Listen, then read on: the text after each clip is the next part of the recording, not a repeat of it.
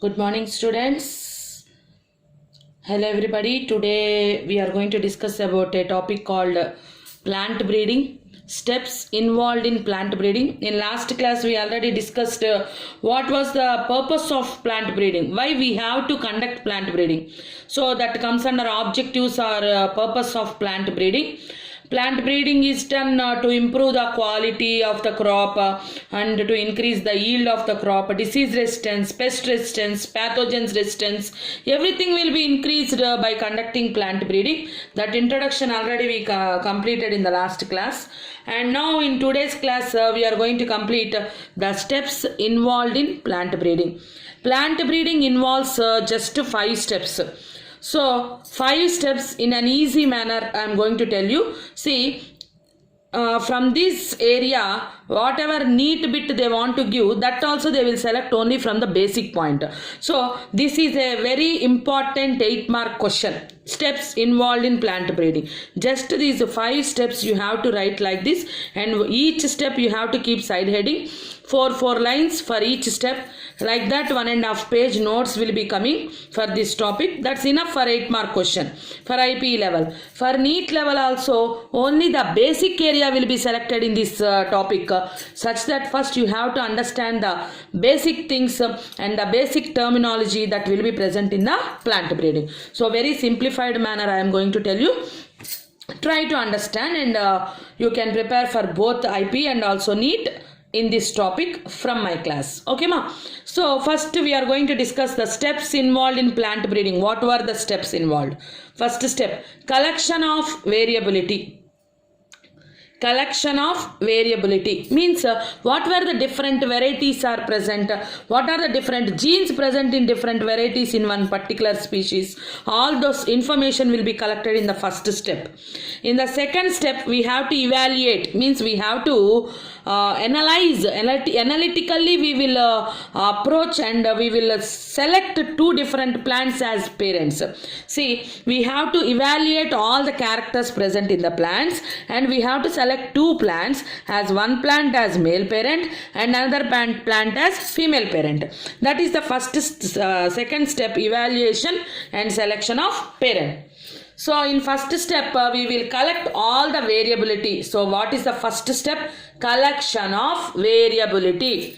Second step, evaluation and selection of parents. So we will select the parents. In third step, cross hybridization is done among selected parents. So 2 parents are selected, one as a male parent and another as female parent. And now in the third step, what we are going to do is, in these 2 selected parents, cross hybridization is done. So in the third step we are doing cross hybridization among selected parents. Coming to the fourth step, selection and testing of superior recombinants. So after cross hybridization we will get a hybrid quality. So a hybrid variety will be produced.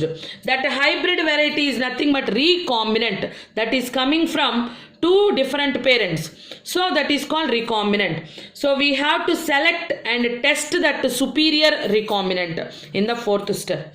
And in the last step we will be testing, and we will be releasing the new product in the market, that is a commercial market. Commercialization means we will sell in the market for money. So that is commercialization of new cultivar. Means what was the new product produced, recombinant produced in the fourth step, that from that we will cultivate so many plants.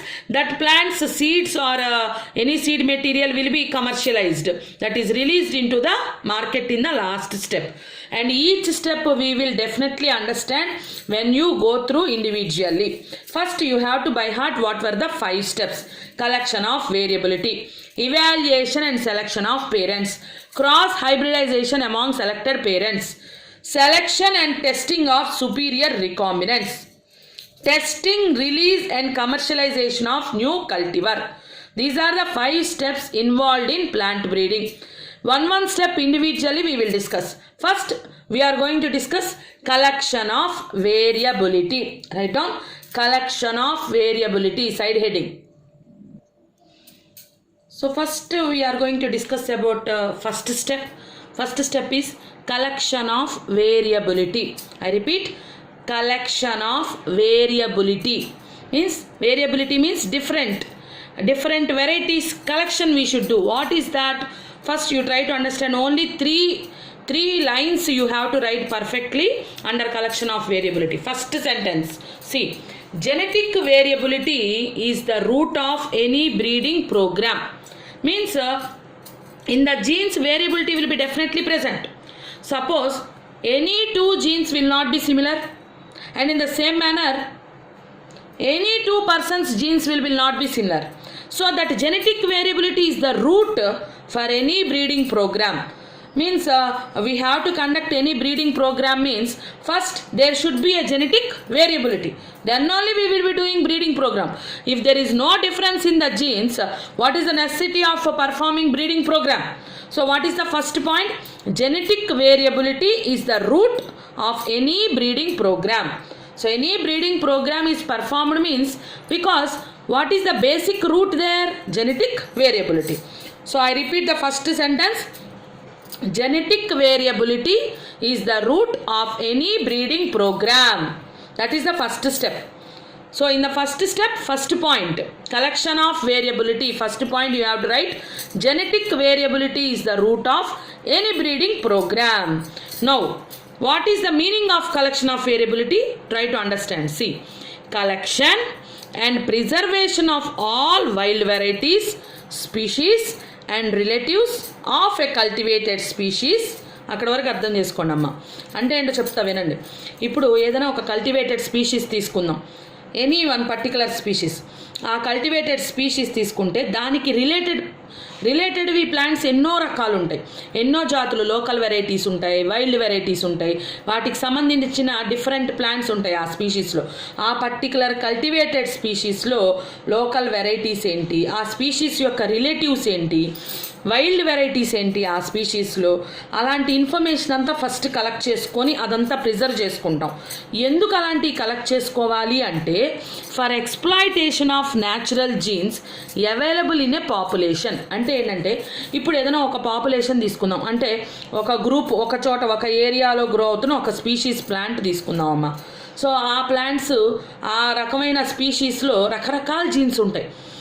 So ఆ jeans అన్నిటిని న్యాచురల్గా ఏమేం jeans ఉన్నాయి, ఆ cultivated స్పీషీస్లో ఒక particular పాపులేషన్లో ఎన్ని రకాల jeans ఉన్నాయి, న్యాచురల్గా ఏమేం జీన్స్ ఉన్నాయి, ఆ జీన్స్ ఎలా ఎక్స్ప్రెస్ అవుతున్నాయి అనే దాన్ని ఎక్స్ప్లాయిటేషన్ అంటే ఎక్స్ప్రెషన్, బయటికి పెట్టడం అన్నమాట ఎక్స్ప్లాయిటేషన్.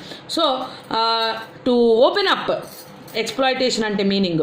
సో ఆ ఓపెన్ చేసుకుంటున్నాం, దేని గురించి, ఏ ఇన్ఫర్మేషన్ గురించి ఎక్స్ప్లాయిట్ చేస్తున్నాం, బయటికి చూపిస్తున్నాం, natural jeans available in a population. ఆ పాపులేషన్లో ఉన్న న్యాచురల్ జీన్స్ని ఏమేమి ఉన్నాయి అనే ఇన్ఫర్మేషన్ మనం బయటికి పెడుతున్నాం అన్నమాట. ఆ ఇన్ఫర్మేషన్ మనం కలెక్ట్ చేసుకోవాలి. అది ఫస్ట్ స్టెప్. చూడండి, collection and preservation of all wild varieties, species and relatives of cultivated species. ఆ స్పీషీస్ అంటే ఏంటి, ఆ స్పీషీస్లో ఎన్ని ప్లాంట్స్ ఉన్నాయి, ఎన్ని రకాల వెరైటీస్ ఉన్నాయి, వాటికి సంబంధించిన రిలేటివ్స్ ఏంటి ఆ కల్టివేటెడ్ స్పీషీస్కి అని ముందు ఇన్ఫర్మేషన్ కలెక్ట్ చేసుకొని ప్రిజర్వ్ చేసుకుంటాం. ఎందుకు అది చేస్తున్నాం? For exploitation of natural jeans available in a population. ఒక పాపులేషన్లో ఉన్న న్యాచురల్ జీన్స్ ఏమేమి అవైలబుల్గా ఉన్నాయి అనే దాన్ని ఓపెన్ చేయడం కోసం, ఎక్స్ప్లాయిట్ చేయడం కోసం. Okay ma, I think you understand the second point. First point is genetic variability is the root of any breeding program. Second point in the first step is collection and preservation of all wild varieties, species and relatives of cultivated species for exploitation of natural genes available in a population. ఒక పాపులేషన్లో ఉన్న natural jeans అన్నిటి ఏమేమి అవైలబుల్గా ఉన్నాయో దాన్ని exploit చేయటం కోసం మనం కలెక్ట్ చేసి ప్రిజర్వ్ చేయాలి. ఏమని? ఆ కల్టివేటెడ్ స్పీషీస్కి సంబంధించిన ఇన్ఫర్మేషన్ మొత్తం, ఏమేమి వైల్డ్ వెరైటీస్ ఉన్నాయి, వాటి రిలేటివ్స్ ఏంటి అనే మొత్తం ఇన్ఫర్మేషన్ని కలెక్ట్ చేసి ప్రిజర్వ్ చేయాలి. So I repeat, first step we are discussing collection of variability. Under this first step we have to write 3 points. First point is genetic variability is the root of any breeding program. Second point, collection and preservation of all wild varieties, species and relatives of cultivated species for exploitation of natural genes available in a population. With these 2 steps completed, in the first step 2 points completed. Coming to the third point in the first step, under collection of variability, third point we are writing now.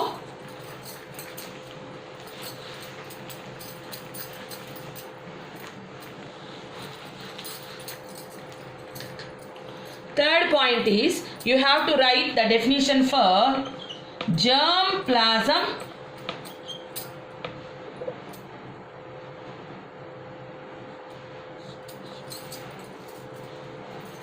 collection. Germ plasm collection. I think you understand my writing.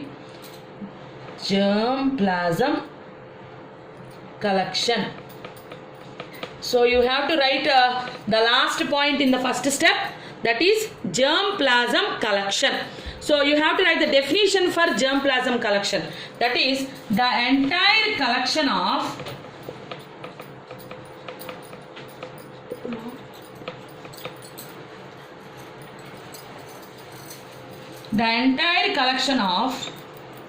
plants or seeds having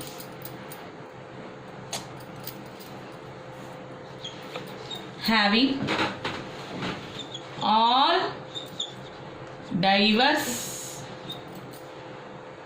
alleles for all genes in a given crop.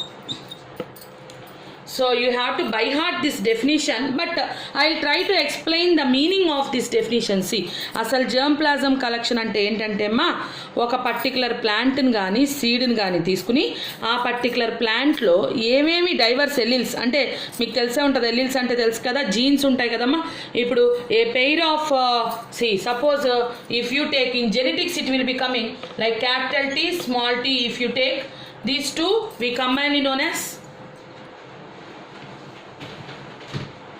so the alternate form of a gene is called an allele. So capital T is a gene, so small t, this is an alternate form of this gene, that is known as allele. Any gene will be having an allele. Allelic genes అంటారమ్మా, 2 ఉంటాయి మాట. ఒక జీన్కి 2 ఎలిల్స్ అంటారు మాట వాటిని. So ఒక అన్ని జీన్స్కి ఏమేమి ఎలిల్స్ ఉన్నాయి, ఒక క్రాప్లో ఏమేమి జీన్స్ ఉన్నాయి, వాటికి ఎన్ని డైవర్స్ ఎలిల్స్, ఎన్ని రకాల ఎలిల్స్ ఉన్నాయి అని మనం మొత్తం ఇన్ఫర్మేషన్ని కలెక్ట్ చేయడాన్నే జర్మ్ ప్లాజమ్ కలెక్షన్ అంటారమ్మా. So I repeat, what is germ plasm collection? Entire collection of plants or seeds having all diverse alleles for all genes in a given crop. ఒక క్రాప్లో ఉన్న అన్ని జీన్స్ యొక్క డైవర్స్ ఎలిల్స్ గురించి మొత్తం ఇన్ఫర్మేషన్ని కలెక్ట్ చేయడాన్నే జర్మ్ ప్లాజమ్ కలెక్షన్ అంటారు. I repeat, the entire collection of plants or seeds having all diverse alleles for all genes given in a given crop is called germ plasm collection. So collection of variability and a first step on plant breeding lo. So in that first step we completed 3 points. So first point is very simple, that is genetic variability is the root for any breeding program, that is a common step. So that is not at all a difficult task to remember. Only 2 points you have to remember. The previous point what we told is about what I told, this is nothing but collection and preservation of all different wild varieties, species and relatives of cultivated species. Relatives of cultivated species for exploitation of all the genes. So that second point you have to remember. And the third point is germ plasm collection, the entire collection of plants or seeds having all diverse alleles for all genes in a given crop. These are the 3 points you have to remember. Only 2 points you have to learn in a difficult manner. First step is very easy, that is collection of variability, over. Coming to the second step, that is coming to the second step, evaluation and selection of parents. Evaluation and selection of parents. Evaluation, that is checking So we have to check, we have to evaluate which is a more important character, which is less important character, what is the desired character, all those things comes under evaluation. So whatever germplasm, we already collected the information, what were the genes present in a given crop, what are the different species present, in that species what were the total alleles present, total genes present, all that information was collected, which is called germplasm. That germplasm is now evaluated. So the germplasm is evaluated, means checked properly to identify the plants with desirable combination of characters. Means whatever important characters we want, that important characters, desirable characters combination in which plants it is present, that all things we have to evaluate first. So what is the first point in second step of plant breeding? Germplasm, what is collected in the first step, that germplasm is evaluated to identify the plants with desired characters. సింపుల్గా అలానే రాయొచ్చమ్మా. రాయగలిగితే desirable combination of characters, అంటే ఒక ప్లాంట్లో ఒక character కాదు, మనం కావాలనుకున్న desirable combination మొత్తం ఉండాలని కోరుకుంటాం.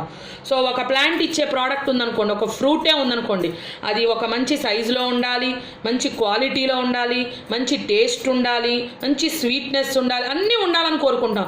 అలాంటి డిజైరబుల్ కాంబినేషన్ ఆఫ్ క్యారెక్టర్స్ ఉన్న ప్లాంట్స్ ఏవో ఐడెంటిఫై చేయటం కోసం జర్మ్ ప్లాజంని ఇవాల్యుయేట్ చేసుకుంటాం. ఏమేం జీన్స్ ఉన్నాయి, ఏ డామినెంట్, ఏ రెసెసివ్, ఏ జీన్స్ మనకి ఉపయోగపడే ఉన్నాయి, సో ఆ ఏవేవి డిజైరబుల్ కాంబినేషన్లో ఉన్నాయి అవన్నీ ఫస్ట్ స్టెప్లో చేస్తామమ్మా. So first point in evaluation and selection of parents is germ plasm is evaluated to identify the plants with desirable combination of characters. In that second point, now మనం ఆ ప్లాంట్స్ని identify చేసాం కదా, ఆ ఐడెంటిఫై చేసుకున్న ప్లాంట్స్ని, suppose ఒక plant ఉంది, ఇది superior plant, దీనిలో మనం కావాలనుకున్న క్యారెక్టర్స్ అన్నీ ఉన్నాయి అనే ప్లాంట్ని ముందు సెలెక్ట్ చేసుకుంటాం. ఆ సెలెక్ట్ చేసి పెట్టుకున్న ప్లాంట్ని మల్టిప్లై చేస్తాం. ఆ మల్టిప్లికేషన్ కూడా ఎలా చేస్తాం? సెల్ఫ్ పాలినేషనే చేస్తాం. చూడండి, so a group of plants produced from a single plant by self pollination is called pure line. Pure line అంటే మీకు తెలిసే ఉండాలి. ప్యూర్ లైన్స్ అంటే ఏంటంటే, these are a group of plants produced from a single plant by self pollination. So ఇక్కడ crossing ఎక్కడ చేయలేదు మనం, కాబట్టి ఆ ప్లాంట్లో ఉన్న క్యారెక్టర్స్ బయటికి వెళ్ళడానికి ఛాన్స్ లేదు. ఆ ప్లాంట్ ఎలా ఉందో అలాగే దాని డాటర్ ప్లాంట్స్ రావాలంటే సెల్ఫ్ పాలినేషన్ చేయాలి. So superior combinations, characters, desirable characters combinations ఉన్న ప్లాంట్స్ని ముందు మనం జర్మ్ ప్లాజమ్ని ఇవాల్యుయేట్ చేసి అలాంటి ప్లాంట్స్ని ఫస్ట్ ఐడెంటిఫై చేస్తాం. ఆ ఐడెంటిఫై చేసిన ప్లాంట్స్ని సెల్ఫ్ పాలినేషన్ చేసి మల్టిప్లై చేసి ప్యూర్ లైన్స్ని క్రియేట్ చేస్తాం. ఆ ప్యూర్ లైన్స్ని క్రియేట్ చేసిన ప్లాంట్స్ని మనం హైబ్రిడైజేషన్కి వాడుకుంటాం అన్నమాట. So only 2 points are present in the second step. Second step is evaluation and selection of parents. ముందు అసలు పేరెంట్స్ని సెలెక్ట్ చేసుకోవాలి మనం. ఏ 2 ప్లాంట్స్ మధ్యలో క్రాసింగ్ చేయాలి అవి సెలెక్ట్ చేయాలి మనం. సో అది సెలెక్ట్ చేయడం కోసం ఫస్ట్ మనం ఏం చేసాం, జర్మ్ ప్లాజమ్ని ఇవాల్యుయేట్ చేసి ఏ ప్లాంట్స్లో డిజైరబుల్ కాంబినేషన్ ఆఫ్ క్యారెక్టర్స్ ఉందో ఐడెంటిఫై చేసాం. Germ plasm is evaluated to identify the plants with desirable combination of characters. Now the selected plants are multiplied, pure lines are created and used in hybridization technique. ఇదమ్మా 2 points అమ్మా second స్టెప్లో, అంతే, just 2 points. Selected plants are multiplied, pure lines are created and used in hybridization technique. So these are the 2 points involved in second step. So ఇప్పుడు మనం selected ప్లాంట్స్ని multiply చేసి pure లైన్స్ని form చేసి ఉంచుకున్నాం కదా, ఆ ప్యూర్ లైన్స్లో నుంచి మనం 2 ప్లాంట్స్ని సెలెక్ట్ చేసుకుంటాం. ఒక దాన్ని మేల్గా, ఇంకో దాన్ని ఫీమేల్గా.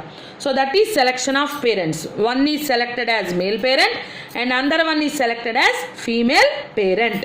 Coming to the third step. So coming to the third step, cross hybridization among selected parents. Cross hybridization among selected parents means already we have selected 2 parents, like one as male parent and another as female parent. because that two parents are having our desired characters. That's why we have selected them as parents. What we want here in this step, third step, is we have to do cross hybridization among that selected parents. That cross hybridization has to be done because we want these two important characters of parents into one single plant. అంటే ఇప్పుడు already చెప్పుకున్నాం మనం, ఒక ప్లాంట్లో ఒక desirable character ఉంది, ఇంకో ప్లాంట్లో ఇంకో డిజైరబుల్ క్యారెక్టర్ ఉంది. ఆ రెండు ప్లాంట్స్లో ఉన్న డిజైరబుల్ క్యారెక్టర్స్ని కలిపి ఒకే ప్లాంట్లోకి మనం పెట్టాలనుకుంటున్నాం. ప్లాంట్ బ్రీడింగ్ ఇంట్రడక్షన్లోనే చెప్పాను మీకు, ఒక్కొక్క ఆవుకి మిల్క్ ఎక్కువ ఇచ్చే కెపాసిటీ ఉంటుంది, ఇంకొక ఆవుకి డిసీజ్ రెసిస్టెన్స్ కెపాసిటీ ఉంటుంది. ఆ రెండింటిని ఒక దానిలో పెట్టాలని మనం అనుకుంటాం. సో అది కుదరదు కదా. కాబట్టి మనం ఏం చేస్తాం, ఒక disease resistance full body strength ఉన్న ఒక మేల్ దాన్ని సెలెక్ట్ చేసుకొని దాని నుంచి మనం ఆర్టిఫిషియల్ ఇన్సిమినేషన్ చేస్తామని యానిమల్ బ్రీడింగ్స్లో ఇలా చేస్తారని చెప్పుకున్నాం. అలాగే ప్లాంట్స్లో కూడా ఏంటంటే టూ డిఫరెంట్ పేరెంట్స్ని సెలెక్ట్ చేసుకున్నాం. ఒక్కో పేరెంట్లో ఒక్కొక్క డిజైరబుల్ క్యారెక్టర్స్ ఉండొచ్చు. ఫర్ ఎగ్జాంపుల్ ఒక ప్లాంట్లో హై ప్రోటీన్ కంటెంట్ ఉండొచ్చు, ఇంకో ప్లాంట్లో డిసీజ్ రెసిస్టెన్స్ ఉండొచ్చు. మనకు కావాలనుకుంటుంది ఏంది, మనం కావాలనుకున్న ప్లాంట్లో ప్రోటీన్ కంటెంట్ ఎక్కువగా ఉండాలి, డిసీజ్ రెసిస్టెన్స్ ఉండాలి. ఆ రెండింటిని కలిపి మనం ఒకే ప్లాంట్లో కోరుకుంటున్నాం. అందుకోసమే క్రాస్ హైబ్రిడైజేషన్ చేస్తున్నాం. ఏ ప్లాంట్లో అయితే హై ప్రోటీన్ కంటెంట్ ఉందో దాన్ని మేల్గా సెలెక్ట్ చేసుకున్నాం అనుకుందాం. Suppose for example disease resistance ఉన్న ప్లాంట్ని ఫీమేల్గా సెలెక్ట్ చేసుకున్నాం అనుకున్నాం. ఈ మేల్ నుంచి పోలెన్ గ్రెయిన్స్ని సెలెక్ట్ చేసి ఆ ఫీమేల్ ప్లాంట్ మీద కనుక మనం స్టిగ్మా మీద డస్ట్ చేసామనుకోండి, అప్పుడు మనకి పాలినేషన్ జరిగి క్రాస్ హైబ్రిడైజేషన్ జరిగి దాని నుంచి వచ్చిన సీడ్స్ని మనం కనుక సో చేస్తే దాని నుంచి వచ్చిన ప్లాంట్లో రెండు క్యారెక్టర్స్ మనం చూడొచ్చు. అండ్ ఇంకో విషయం గుర్తుపెట్టుకోవాలి, దీన్ని హైబ్రిడైజేషన్ అంటారు. ఫస్ట్ ఇయర్లో మనకి స్టెప్స్ ఇన్వాల్వ్డ్ ఇన్ హైబ్రిడైజేషన్ అని వచ్చింది. అక్కడ వచ్చిన స్టెప్స్ అన్ని ఇక్కడ మళ్ళీ మనం గుర్తు తెచ్చుకోవాలి, ఏమేమి స్టెప్స్ ఇన్వాల్వ్ అవుతాయి ఇక్కడ అని. అవి కూడా చెప్తాను నేను ఒకసారి. ఆ స్టెప్స్ని ఫాలో అయ్యి హైబ్రిడైజేషన్ టెక్నిక్ చేస్తాం. ఆ హైబ్రిడైజేషన్ టెక్నిక్ చేసినప్పుడు వచ్చిన ప్రోడక్ట్నే హైబ్రిడ్ అంటారు. ఒకటి విషయం ఏంటంటే, సపోజ్ ఈ హైబ్రిడైజేషన్ టెక్నిక్లో టూ ప్లాంట్స్ మధ్య క్రాస్ చేసాం. ఆ క్రాస్ వల్ల చాలా సీడ్స్ వస్తాయి, ఆ సీడ్స్ నుంచి చాలా ప్లాంట్స్ వస్తాయి. వాటన్నిటిని హైబ్రిడ్స్ అంటాం. So there is no rule that all hybrids should have both the desired characters. రెండు పేరెంట్స్ నుంచి క్యారెక్టర్స్ ఖచ్చితంగా హైబ్రిడ్లో ఉండాల్సిందే అని రూల్ ఏం లేదమ్మా. సో 100లో ఒకదానికి ఉండొచ్చు, ఒక్కోసారి 1000లో ఒకదానికి ఉండొచ్చు, ఒక్కోసారి అసలు ఉండకపోవచ్చు. కొన్ని హైబ్రిడ్స్లో మాత్రమే మనం డిజైర్డ్ క్యారెక్టర్స్ రెండు ఉన్న కాంబినేషన్ మనం చూస్తాం. అలాంటి డిజైర్డ్ క్యారెక్టర్స్ రెండు ఉన్న కాంబినేషన్తో ఉన్న హైబ్రిడ్ ఎవరు అనేది మనం నెక్స్ట్ స్టెప్లో సెలెక్ట్ చేసుకోవాలన్నమాట. సో ఈ స్టెప్లో ఏం చేసాం మనం, cross hybridization among selected parents. దాని కింద మనం 2 పాయింట్స్ రాస్తాం. First point, the desired characters from 2 different parents have to be genetically combined into 1 plant by hybridization. So what is that plant product came? That is nothing but hybrid. So సింపుల్గా ఇలా రాసేయచ్చు, 2 different పేరెంట్స్లో ఉన్న desired క్యారెక్టర్స్ని జెనెటికల్గా combine చేసి ఒక ప్లాంట్ని produce చేస్తున్నాం. ఆ ప్లాంట్నే hybrid అన్నారు. This technique is called cross hybridization. Cross hybridization involves different steps. So already in the first year we discussed about these steps. That steps also you can add here, like selection of parents, emasculation. I think you remember all those steps. I repeat.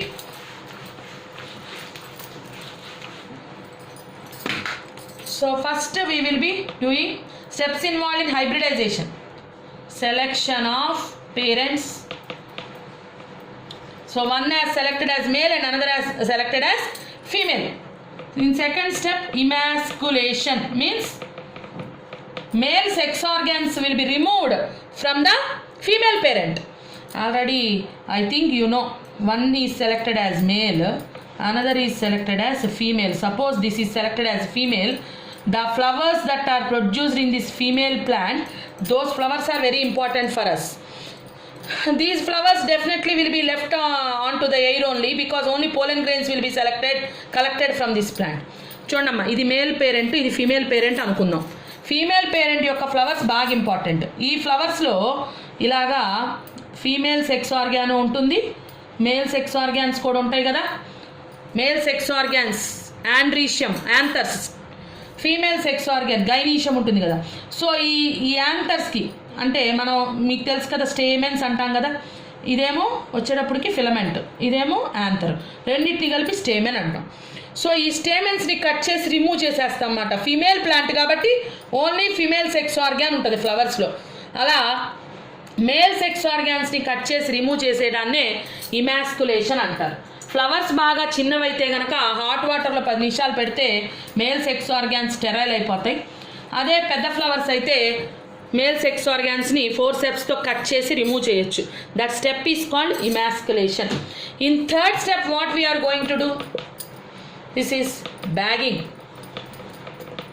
Bagging means whatever female flowers I said which are important, already emasculation is done for these flowers. After emasculation, polythene bags will be tie over these female flowers, because bagging is done to avoid unwanted cross pollination. వేరేదో pollen grain వచ్చి దీని మీద పడకుండా కాపాడుకోవడం కోసం, unwanted cross pollination ఆపటం కోసం bagging చేస్తాం.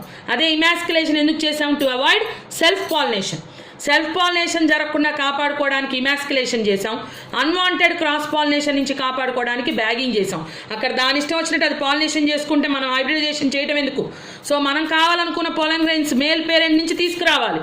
అందుకోసం unwanted cross pollination జరగకుండా బ్యాగింగ్, పాలిథిన్ బ్యాగ్స్ వేసి ఫీమేల్ సెక్స్ ఆర్గాన్స్ మాత్రమే ఉన్న ఫీమేల్ ఫ్లవర్స్ని ప్రొటెక్ట్ చేస్తున్నాం అన్నమాట. That is third step, bagging. In the fourth step what we are going to do, this is artificial cross pollination. So in artificial cross pollination what we will be doing, so artificially we will collect the pollen grains from male parent with a brush, and these collected pollen grains will be brought to the female parent. Polythene bag కొంచెం తీసి brush help తోటి ఈ stigma మీద ఆ pollen గ్రెయిన్స్ని dust చేస్తామమ్మా. అంటే ఆర్టిఫిషియల్గా మనమే pollination చేస్తున్నాం. That is called artificial cross pollination. ఇప్పుడు పోలెన్ గ్రెయిన్స్ స్టిగ్మా మీద పడిపోయినాయి. ఫీమేల్ ప్లాంట్కి మళ్ళీ బ్యాగ్ వేసి కట్టేస్తాం అన్నమాట, ఏం డిస్టర్బ్ అవ్వకుండా ఉండటానికి. So next step, fifth step is rebagging. So last step is testing. Testing, సీడ్స్ని కలెక్ట్ చేసుకొని టెస్టింగ్ చేస్తాం అన్నమాట. సో ఇవి different steps involved in hybridization. Selection of parents, first పేరెంట్స్ని సెలెక్ట్ చేసుకొని, ఇమాస్కులేషన్ ఫీమేల్ పేరెంట్గా సెలెక్ట్ చేసుకున్న దానిలో మేల్ సెక్స్ ఆర్గాన్స్ని కట్ చేసి రిమూవ్ చేసేయటం ఇమాస్కులేషన్. ఇమాస్కులేషన్ చేసిన తర్వాత ఫీమేల్ ఫ్లవర్స్ని బ్యాగ్లు వేసి కట్టేస్తాం, దాన్నే బ్యాగింగ్ అంటారు. తర్వాత ట్యాగులు కూడా వేసి కడతాం అన్నమాట. అంటే ఏంటంటే దానికి ట్యాగ్ చేస్తాం, ఏ డేట్న క్రాస్ పాలినేషన్ చేస్తున్నాం, ఏ మేల్ పేరెంట్ నుంచి పోలెన్ గ్రెయిన్స్ తెచ్చాం, అవన్నీ డీటెయిల్స్ కూడా రాసి ట్యాగ్ చేస్తాం. అది కూడా రాసుకోవచ్చు, artificial cross pollination and tagging అని. సో అవసరం లేదనుకుంటే అక్కర్లేదు. ఆర్టిఫిషియల్ క్రాస్ పాలినేషన్ చేసాం, మళ్ళీ రీబ్యాగింగ్ చేసాం, లాస్ట్కి వచ్చిన సీడ్స్ని టెస్టింగ్ చేసి రిలీజ్ చేస్తాం. ఇవి different steps involved in hybridization. ఈ హైబ్రిడైజేషన్ మనం ఎక్కడ చేసాము, third step of plant బ్రీడింగ్లో.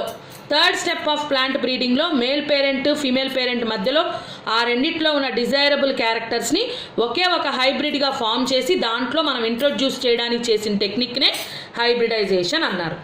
So ఈ హైబ్రిడైజేషన్ అయిపోయేసరికి సీడ్స్ రెడీ అయినాయి. ఇప్పుడు ఫోర్త్ స్టెప్కి వెళ్తున్నాం.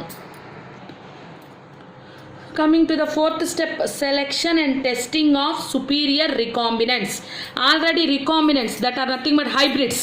రెండు ప్లాంట్స్ని కలిపితే వచ్చింది రికాంబినెంట్ అన్నాం ఆ హైబ్రిడ్ని. వాటిలో సుపీరియర్ రికాంబినెంట్, బాగా పెరిగిన రికాంబినెంట్ అంటే బాగా వాటిల్లో బాగా గ్రోత్ చూపిస్తున్న, సూపర్ఫిషియల్గా ఏవి బాగా గ్రో అవుతున్నాయో ఆ సుపీరియర్ రికాంబినెంట్స్ని మనం సెలెక్ట్ చేసుకోవాలన్నమాట. ఆ వచ్చిన రికాంబినెంట్స్ అన్నిట్లో ఏవి సుపీరియర్గా ఉన్నాయి వాటన్నిటిని మనం సెలెక్ట్ చేసుకొని టెస్ట్ చేసుకోవాలి. అది fourth step.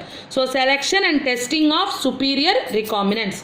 The plants with desired combination of characters ఈ సెలెక్టెడ్ ఫ్రమ్ హైబ్రిడ్స్.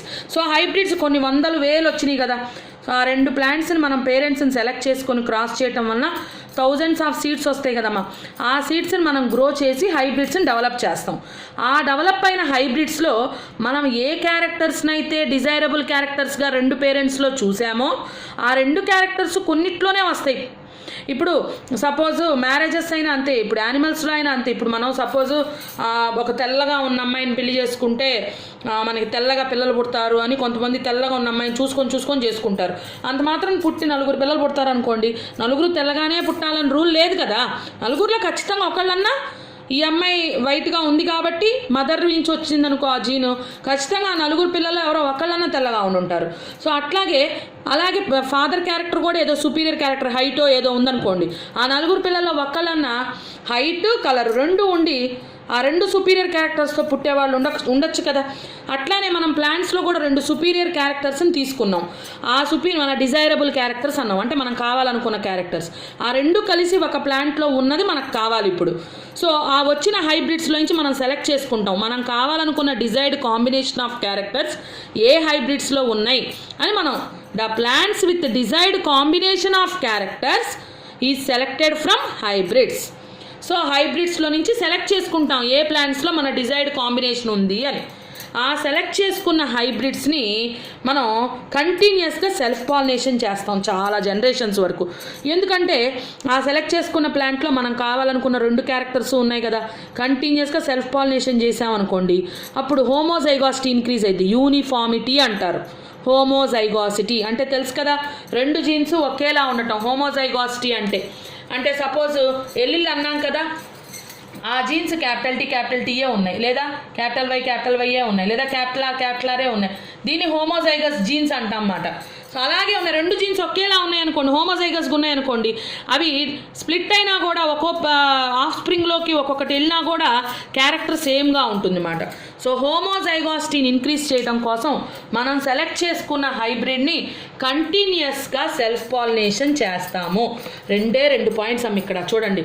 4th స్టెప్లో first point, plants with desired combination of characters is selected from the hybrids.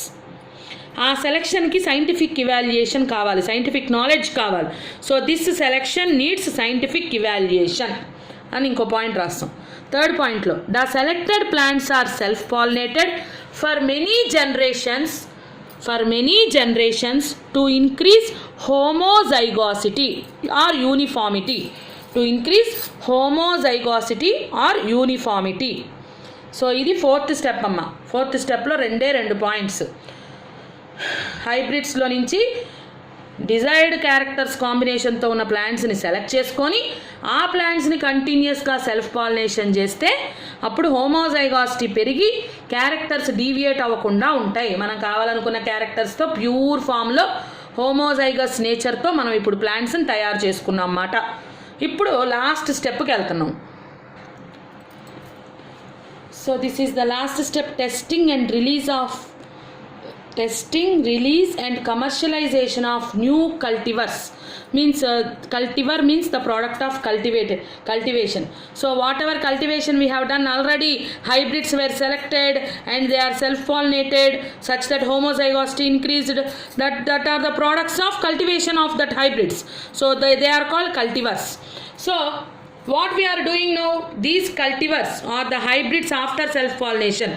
So these cultivars are to be tested and released into the market for commercialization. That means for earning money. So this is the last step. So in this last step what we are doing, see, the selected hybrids are grown in research ఫీల్డ్లో ముందు grow చేస్తామమ్మా. పర్టికులర్గా దానికి కావాల్సిన అన్నీ ఇస్తాం. Suppose వాటికి కావాల్సిన fertilisers కానివ్వండి, వాటికి కావాల్సిన క్లైమాటిక్ కండిషన్స్ కానివ్వండి, సో ఇరిగేషన్ మెథడ్స్ కానివ్వండి, లేకపోతే క్రాప్ మేనేజ్మెంట్కి కావాల్సిన టెక్నిక్స్ అన్నీ యూస్ చేసుకొని వాటిని హ్యాపీగా మనం రీసెర్చ్ ఫీల్డ్లో గ్రో చేస్తాం.